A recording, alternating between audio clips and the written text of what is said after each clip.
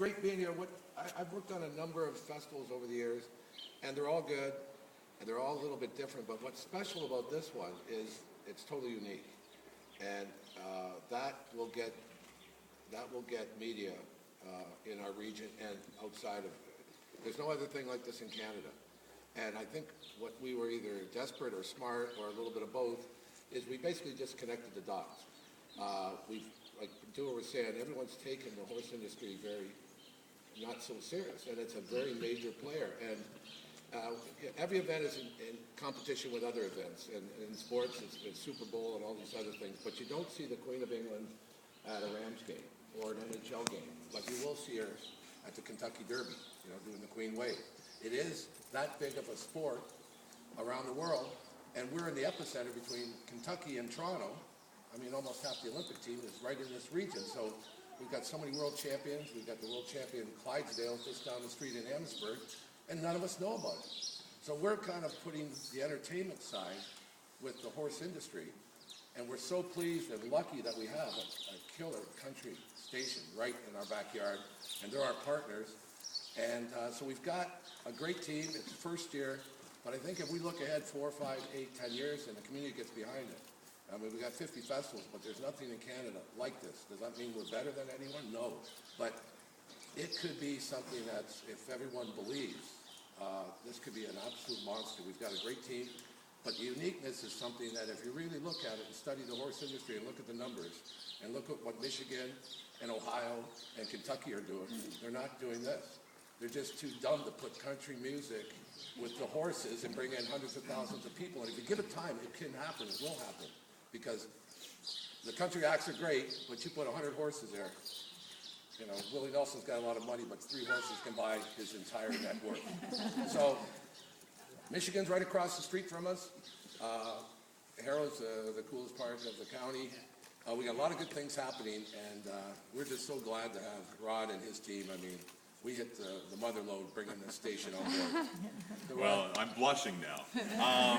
It's whenever I get a call from Ted, I always know something either insane or crazy or very cool is going to happen. Usually a combination of all three. And this is so unique, and you said exactly what it is. You know what? It is the only festival of its kind in the area, and the economic impact, not only of what the horse industry brings, but the economic tourism impact coming to this festival can come from Middlesex, can come from Kent, can come from Lambton, can come from Michigan, can come from Ohio. We're going to have people coming to Harrow who would not even know how to say Harrow properly, right? And that is a great opportunity. And I think teaming up a discipline like horses is going to get a lot of families interested, and it's going to pique the interest and teach people about something that's going on in this area. And I want to put the cherry on top, along with the help from Ted, who's done, like you said, more festivals than I can count. We've got a great expertise here and a guy who knows how to run a successful festival, so it's my job to try and find the great artists to put in there. It's been a back and forth right now. Dealing with bands is always a little bit of here and there, so offer sheets have been put in. Nothing's been confirmed yet, so I can't make the announcement as of today. But we are looking to bring in at least one, if not two, very strong Canadian country acts. We feel it's important to make sure this is a Canadian festival, so we're going to make sure we get a big-name Canadian artist that is heard from Victoria all the way to St. John's, someone who's won Juno Awards, someone who has sold a lot of records and done a lot of shows. Bring them down here and show them a really good time, and then continue on building year to year to year until we have to ask Dewar to buy more land, because we're going to need to put 25,000 people in here instead of 3,000 or 4,000 people. And it's just a great opportunity for us to partner up with it, because country does work very well with horses. It's an easy marriage, and we hope to have the announcement coming up by the end of next week. I just got to dot some I's and cross some T's, but the announcement should be coming up by the end of next week, and we'll be promoting it like crazy on our radio station, giving away a lot of tickets, opportunities for meet and greets, and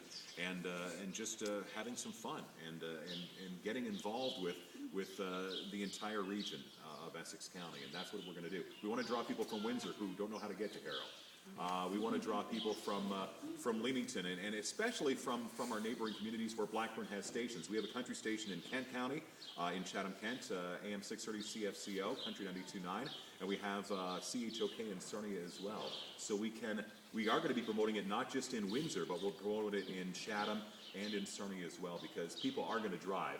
Harrow's only 2 hours away from Sarnia. It's not like we're asking people to drive 7 or 8 hours to Kentucky to go see a horse show. So we're looking forward to this, and thanks everyone for coming out and learning more about this great festival. And thanks to Dewar, I think, and Christine and Gerard, who are kind of and Pat, of course, the masterminds of this great event. So it's great to be involved, guys.